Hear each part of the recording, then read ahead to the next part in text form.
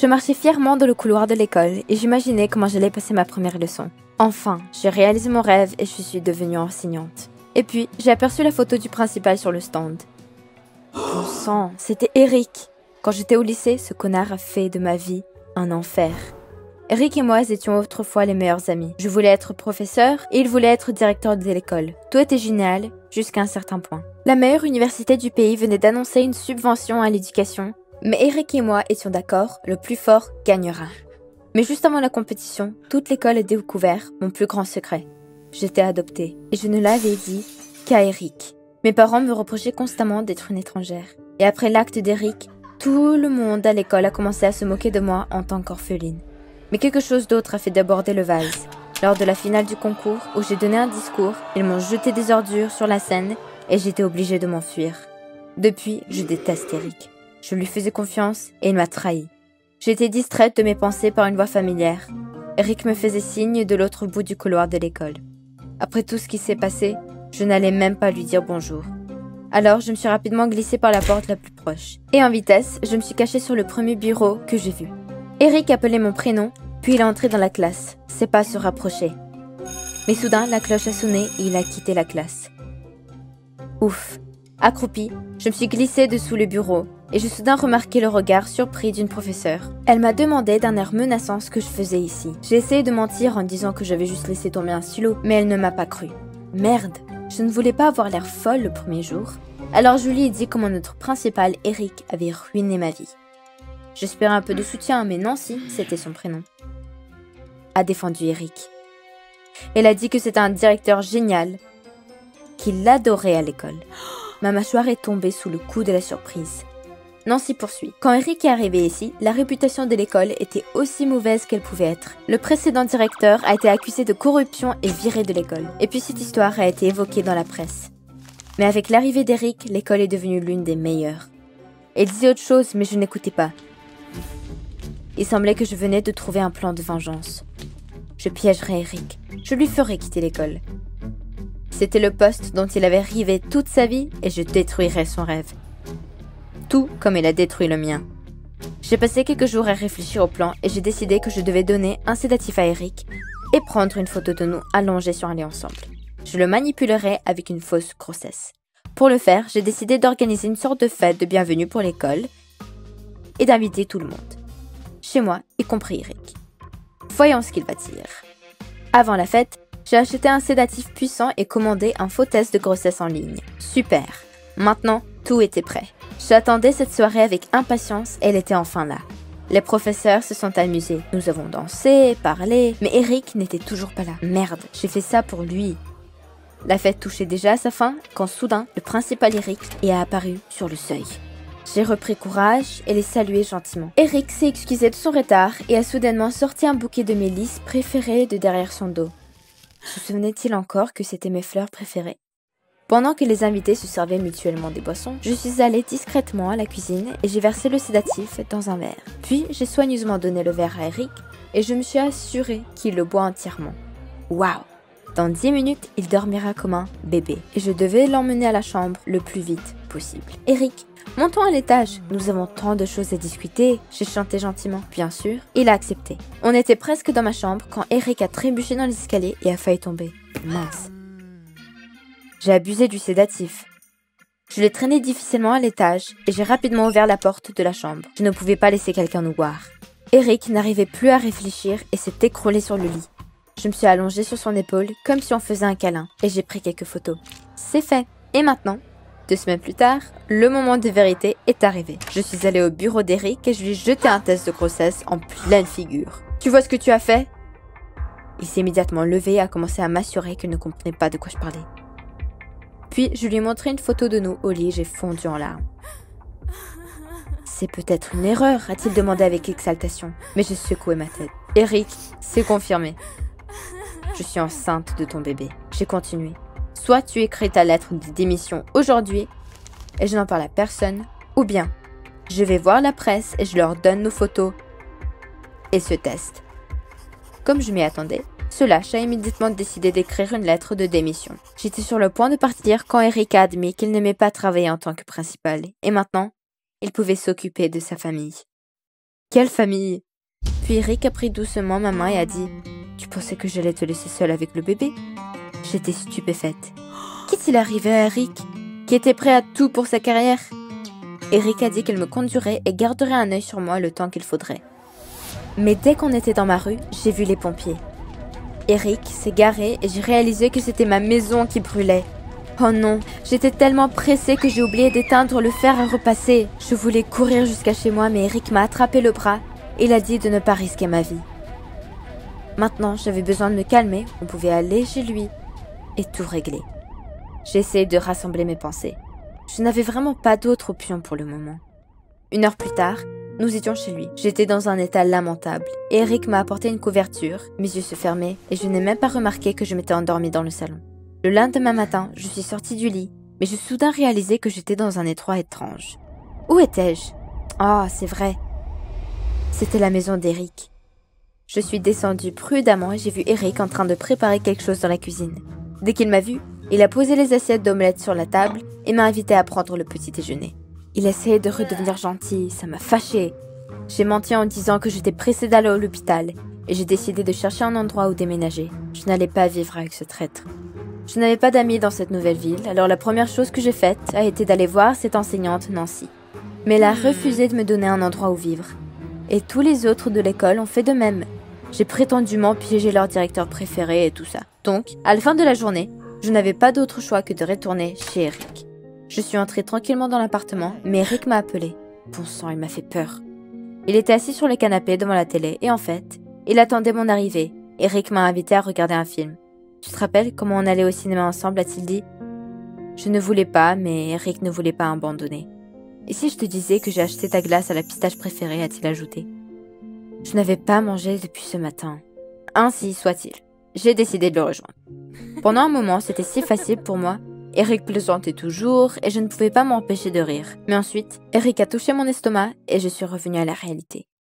Bientôt, ma tromperie serait révélée. Il fallait que je parte d'ici plus vite.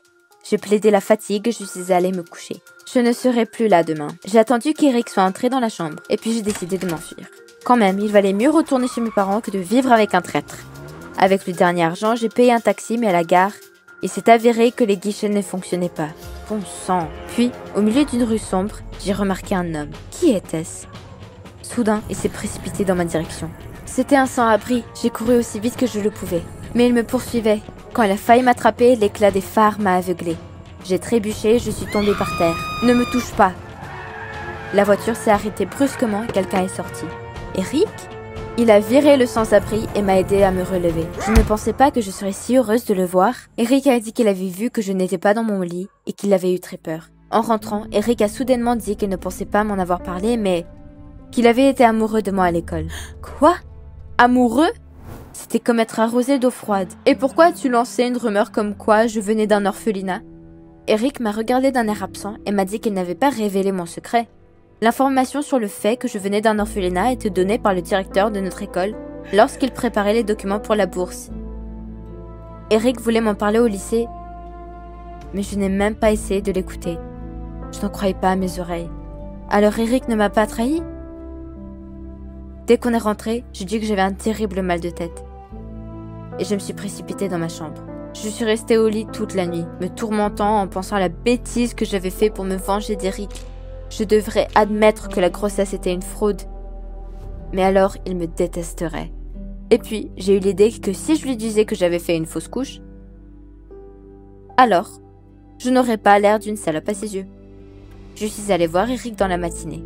J'ai essayé de rester calme. Eric, il faut que je te dise quelque chose. J'ai fait une fausse couche il y a quelques jours. Eric est resté silencieux pendant quelques minutes et je pouvais voir à quel point il était bouleversé. J'avais besoin de le distraire d'une manière ou d'une autre. Allez Eric, allons faire un tour, tu te sentiras mieux. Dès que nous sommes montés dans la voiture, Eric a dit que nous allions à l'hôpital tout de suite. Après ce qui s'est passé, j'avais besoin d'un examen complet. Quoi? Mais pas ça! Mon mensonge était sur le point d'être révélé. Comme par hasard, l'hôpital était tout près de la maison et en quelques minutes, nous y étions. Eric a garé la voiture et nous sommes sortis. Eric, je ne peux pas aller à l'hôpital. Mais il est venu vers moi et m'a fait un gros câlin. Il a dit qu'il comprenait combien c'était dur pour moi. Je n'en pouvais plus, mes jambes étaient faibles. Eric a dit qu'il allait faire venir le docteur. Non, Eric, ne fais pas ça. Il n'y a jamais eu d'enfant. Je voulais me venger de toi pour m'avoir trié à l'école. Mais je pense que je me suis terriblement trompée sur toi. J'étais sûre qu'il allait partir, mais Eric a souri calmement et a dit « Même si tu m'as blessée, mes sentiments pour toi sont toujours les mêmes. » Il a pris ma main et m'a regardé dans les yeux. Et là, j'ai réalisé que je ne voulais plus partir. « Eric, je veux rester avec toi. » Une année s'était écoulée depuis ce jour. Je suis retournée à l'école et je suis devenue l'enseignante préférée de tous les enfants. Mais pas pour longtemps. Bientôt, je suis partie en congé de maternité pour de bon. Et je suis devenue le genre de mère que j'avais toujours rêvé d'avoir. Vous avez aimé la vidéo? Abonnez-vous et mettez un like. Merci. Salut, mon nom est Debbie. J'ai 18 ans et je suis presque devenue la chérie de mon patron. Est-ce qu'un homme vous a déjà donné beaucoup d'attention? Un homme qui, n'aurait pas dû le faire. Votre enseignant ou votre patron? J'ai été dans cette situation, mais c'était plus compliqué que vous pouvez l'imaginer. Visionnez cette vidéo jusqu'à la fin et vous découvrirez comment j'ai dû affronter l'épouse têtue de mon patron et tout ça pour une promotion. Depuis que j'étais au jardin d'enfants, je m'imaginais ma carrière. C'est tout ce que j'avais en tête et c'était mon seul but. Je ne me préoccupais de rien d'autre. Lorsque j'ai terminé mes études secondaires, j'ai remporté le prix d'une compétition d'un magazine connu dans notre état. Cela n'a pas surpris personne, incluant moi. Quel était le prix, vous demandez? Un stage de placement à ce magazine lui-même. Évidemment, ce n'était pas payé, mais pour une jeune fille de 18 ans, c'était plutôt super. Quel bon début, je me disais. Le patron, M. Stemson, ou Fred, il m'avisa de l'appeler Fred, ce qui me rendait déjà quelque peu inconfortable, si vous savez ce que je veux dire, était un patron très cool et décontracté.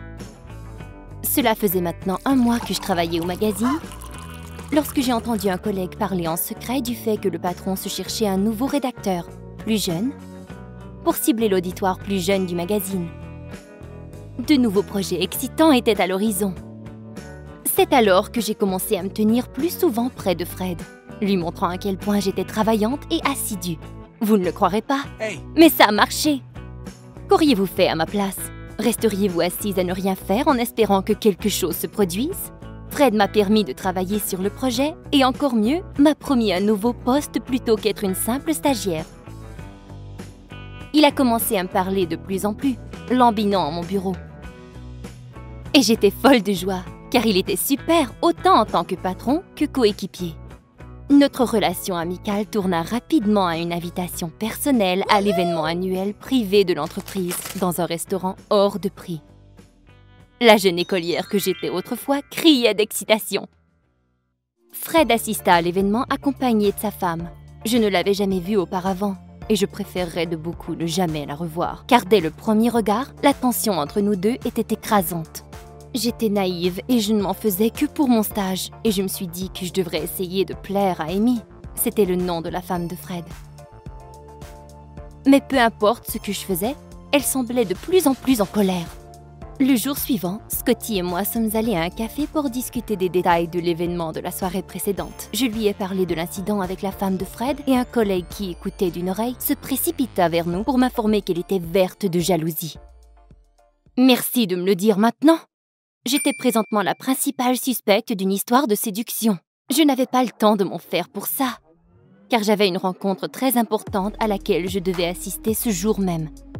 C'était mon billet d'entrée pour le monde merveilleux et vaste des plus grands journalistes du monde. Mais je l'ignorais à ce moment. Nous étions rassemblés autour d'une grande table dans le bureau du patron, discutant de nouvelles idées, et Fred n'arrêtait pas de me vanter. Sa secrétaire avait à peine suffisamment de temps pour écrire des notes. Vers la fin de la rencontre, le patron me donna une poignée de main devant tout le monde et m'annonça qu'il aimerait que je sois responsable de ma propre chronique beauté pour les jeunes dans le magazine.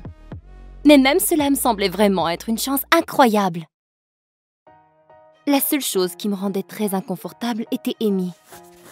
Elle travaillait au même magazine et c'était la première rencontre à laquelle nous avions assisté toutes les deux. Elle me faisait penser à un crapaud boudant. Et quand Fred m'avait félicité pour la chronique, j'avais eu peur qu'elle me saute dessus. En marchant vers mon bureau, je suis arrivée face à face avec Amy, près du fumoir. Elle m'a sournoisement agrippée par le coude et m'a tirée vers une salle vide, mais remplie de fumée. Après les réunions, les fumeurs y restaient souvent pour fumer quelques minutes de plus.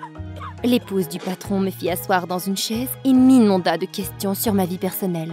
C'était très déplaisant. Je répondais entre mes dents en essayant de ne pas avoir l'air trop désagréable. Plus particulièrement, lorsqu'Amy commença à me poser des questions concernant un sujet qui l'intéressait le plus, ma relation avec son mari. Elle m'a dignement laissé entendre qu'il n'y avait aucune chance d'avancement et que je pourrais perdre mon emploi. J'ai couru hors du fumoir aussi vite que je l'ai pu. J'avais peur, je l'admets. J'espérais ne plus avoir à parler de ce sujet, mais en vain. Tout n'a fait que s'empirer. Fred a organisé une activité constructive d'équipe en nature. Toute notre équipe ferait du rafting sur la rivière. J'étais totalement inexpérimentée et le patron a bien insisté que je joigne son bateau. Il m'a dit qu'il avait beaucoup d'expérience et qu'il s'assurerait que je sois en sécurité. Si j'avais su qu'Amy serait présente, j'en aurais été malade, totalement. Cette activité de rafting tourna rapidement en cauchemar la seconde que j'ai senti son regard froid me persécuter. Imaginez être dans le même bateau que votre pire ennemi. Comment vous sentiriez-vous ? J'étais loin d'être enchantée. La noyade me semblait être la meilleure des possibilités. Fred et moi sommes embarqués dans le bateau, nos rames en main, et Amy est devenue timonière à la poupe. Nous avons joyeusement passé les rapides, mais dans l'une d'elles, le bateau fut si secoué que je me fis propulser par-dessus bord. Et puis, la vague m'engloutit, ce qui changea drastiquement mon désir de me noyer. Mais je n'y pouvais rien, j'étais prise. Chanceusement, je sentis la main forte de Fred m'agripper par la taille pour me ramener dans le bateau. Les problèmes ne se sont pas arrêtés là. La couleur disparut du visage d'Amy. Elle écrasa sa rame, le bateau se fit secouer à nouveau et elle se fit violemment propulser hors du bateau. On l'a sortie immédiatement de l'eau et nous nous sommes dirigés vers la rive. Amy s'est accroupie sur les roches, mais elle était si enragée qu'on pouvait sentir le sol secouer. Elle gifla Scotty pour ne pas lui avoir apporté sa serviette avant. La fin de l'activité était le test ultime. Nous sommes arrivés à la fin de la rivière, mais tout dégringola hors de mon contrôle à cause du regard méprisant d'Amy. Savez-vous à quel point je déteste les potins ? Oh, je vous souhaite bonne chance à les éviter au travail. Rapidement, une rumeur commença à se propager que le patron, en échange d'une faveur personnelle, était prêt à me donner une promotion et me nommer rédactrice d'un nouveau projet. Quand Scotty m'en fit part, ajoutant qu'Amy était déjà au courant et qu'elle en était enragée, j'ai complètement paniqué. À ce moment, je voulais démissionner. Mais abandonner Fred, qui croyait en moi, je n'en étais pas capable. Fred m'a demandé d'aller lui parler d'un nouveau poste, un nouveau projet et tout le blabla. J'ai essayé de refuser, faisant une vraie folle de moi. J'étais apeurée d'imaginer la réaction d'Amy lorsqu'elle apprendrait concernant ma nouvelle promotion. Mais le patron ne m'a pas offert la chance de parler. Il était si excité, essayant de me convaincre, parlant de mon jeune âge et mes perspectives fraîches. Il rougissait, et puis sa cravate s'est prise dans son pantalon. Il s'est mis à parler en cercle, et il avait de la difficulté. J'ai dû me précipiter pour l'aider. Mais lorsqu'Amy est entrée sans cogner, elle n'avait aucune idée pourquoi je me tenais si près de son mari et pourquoi j'avais sa cravate en main. Elle commença à hurler. Nous avons essayé de nous expliquer en montrant la cravate, mais elle ne voulait rien savoir. Nos excuses n'ont fait que la rendre encore plus en colère. Après 24 heures, les rumeurs commençaient vraiment à voyager. Tout le monde parlait dans mon dos et me pointait du doigt. Je commençais à me faire intimider. C'est alors que j'ai décidé de démissionner officiellement. Ma lettre de démission était en retard. La réunion avait commencé et le patron me promit d'écouter ce que j'avais à dire plus tard.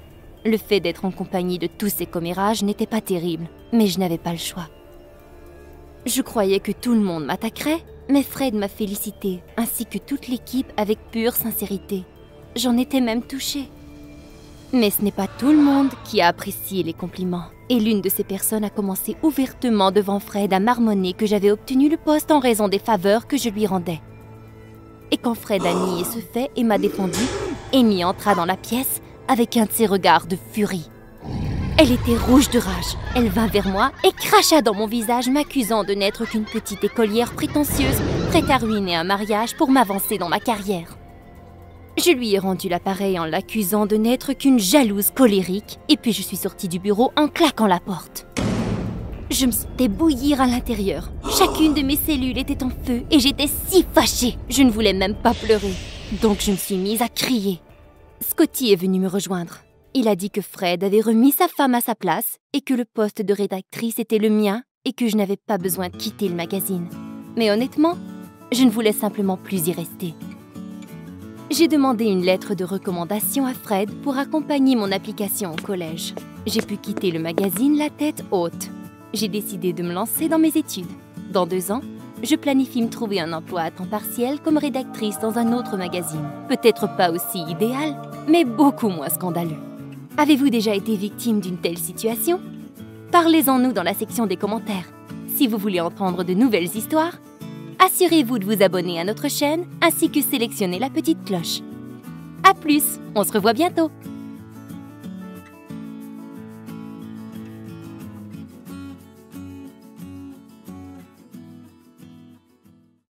Ce matin-là, je me suis fait réveiller par un appel de ma compagnie de rêve. Le patron aimait vraiment mon CV et il m'a convoqué pour une entrevue. Youpi! Mais je devais me préparer rapidement. L'entrevue était dans 3 heures. J'ai rapidement enfilé une blouse, une mini-jupe maison et des souliers Jimmy Choo.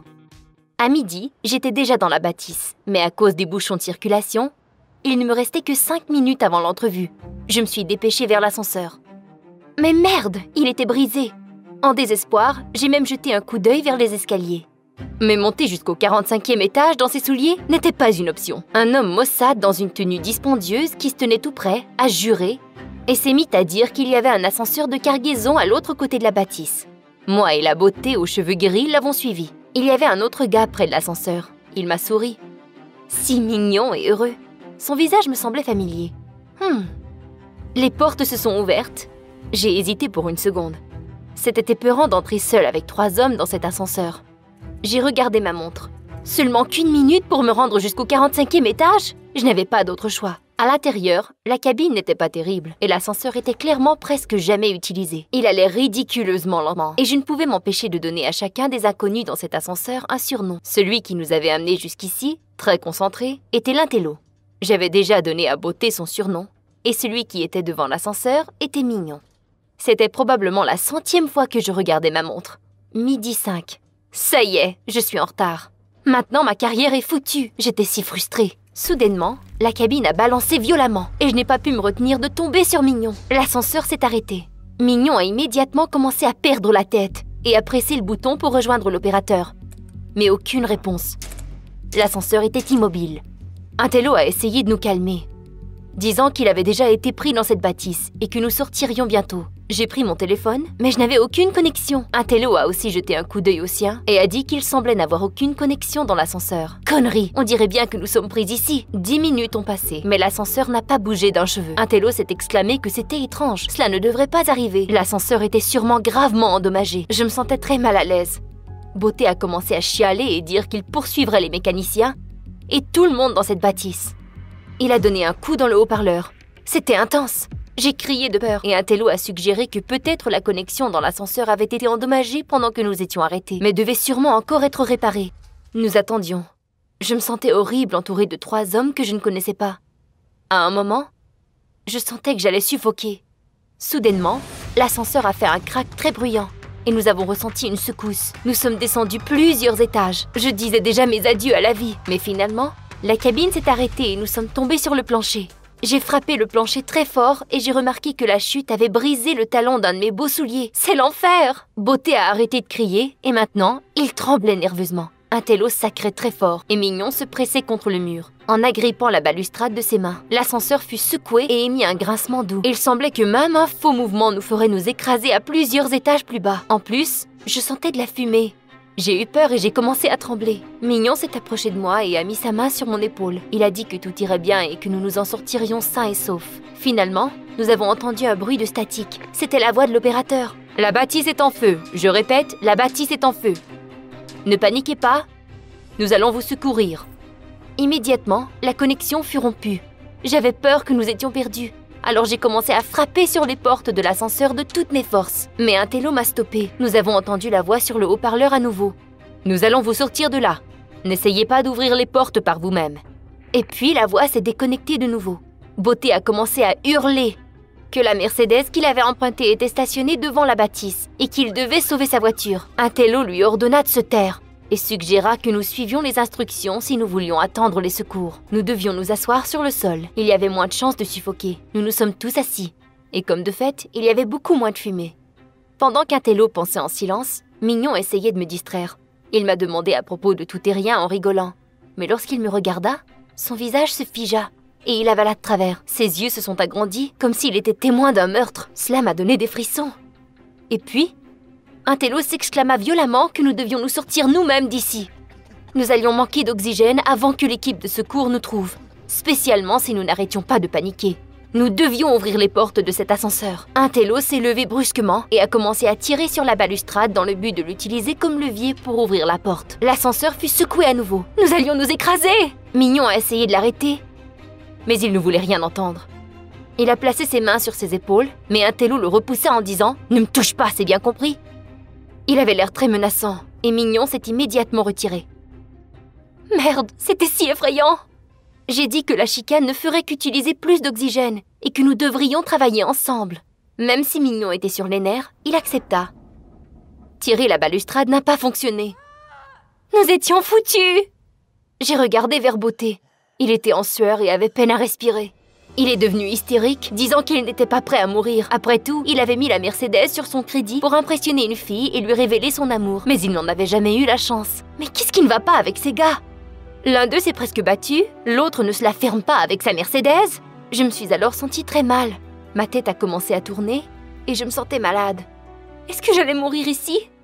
Intello m'a demandé si j'avais quelque chose dans mon sac à main qui pourrait rejoindre la porte de secours au plafond.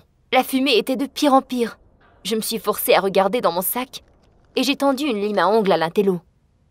Et si c'était notre seule chance de s'en sortir? Intello a commencé à essayer d'ouvrir la trappe avec la lime à ongles. Et puis, la trappe s'est ouverte.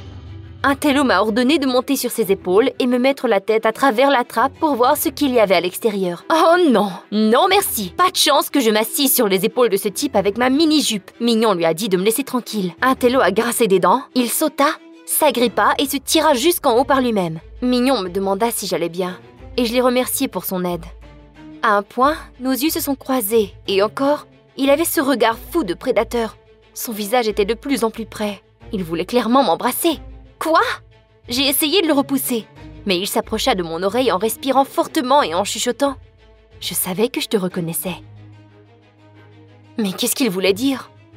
Il essaya à nouveau de m'embrasser, et cette fois-ci, je l'ai repoussé avec force et je me suis retournée vers Beauté. Mais il était recroquevillé dans un coin en pleurs. Espèce de lâche! Mignon n'était plus si mignon après tout. Son regard est devenu totalement dément. Tout à coup, je me souvenais. Je l'ai regardé directement dans les yeux en disant « Mais oui, alors c'est toi le garçon gras que je repousse depuis des années, oui? Je ne te reconnaissais pas. » Il s'approcha encore doucement, et puis je l'ai regardé dans les yeux en disant « Je me souviens de toi, tu es Jack. Tu étais un sale dégoûtant, et c'est encore ce que tu es. » Mes paroles ont semblé le choquer. Il s'arrêta net et me fixa. Il semblerait que je l'avais bien eu. À ce moment, j'ai entendu Intello crier de la trappe. Il disait qu'il voyait une sortie en haut, mais que quelqu'un devait l'aider à y accéder. À ce point, je me fichais de ma jupe. Je voulais simplement sortir d'ici. J'ai demandé à Intello de m'aider. Et lorsqu'il me tendit la main, j'ai commencé à grimper sur le toit. Les câbles de fer grinçaient dangereusement pendant que je grimpais. À travers la trappe qui était ouverte, j'ai vu que l'un d'eux était presque rupturé. Sur le toit, j'ai regardé aux alentours. La porte de sortie était beaucoup plus haut. Intello a dit que je devrais grimper le rebord d'acier pour appeler à l'aide. Mais pourquoi moi? Il m'a menacé qu'il m'embarrerait dans la cabine si je ne me dépêchais pas. Lâche! Il avait simplement peur de mourir ici. J'ai hésité, et puis j'ai dit que je ne grimperais pas. Intello était furieux et essaya de me frapper lorsque soudain, nous avons entendu la voix de l'opérateur. Après 5 secondes, l'ascenseur a commencé à descendre. Le décompte commence. Je voulais redescendre dans la cabine, mais Intello m'a poussé violemment et sauta dans la cabine. La porte se ferma d'un coup sec et je ne pouvais plus l'ouvrir. Je l'ai supplié de l'ouvrir, mais Intello m'a laissé là. L'ascenseur fut secoué et commença à monter. Soudainement, de la fumée commença à me submerger. J'en suis presque tombée. J'avais peine à garder mon équilibre. Je pensais que j'allais tomber. Soudainement, un des câbles se brisa et l'ascenseur s'arrêta. Oh non! La fumée était déjà partout et je ne pouvais plus respirer du tout. J'ai vu qu'ils essayaient d'ouvrir la porte d'en haut. Avec mes dernières forces, je me suis tirée sur le câble. Aidez-moi! Sauvez-moi! La fumée était si épaisse et âcre, j'essayais de rester consciente. Mes yeux se fermaient déjà, et j'étais sur le point de tomber quand quelqu'un m'a attrapée. Je revenais à mes sens, et à un moment donné, j'ai reçu un autre appel de la même compagnie me demandant de revenir pour mon entrevue. Après tout ce qui m'était arrivé cette journée-là, je devrais simplement me rendre à leur bureau. Cette fois-ci, j'ai mis des souliers de basket pour monter les 45 étages à pied. J'ai frappé à la porte de mon patron, et en ouvrant la porte, un télo avait l'air aussi surpris que moi lorsque je suis entrée. J'ai rapidement refermé la porte. J'en avais eu assez.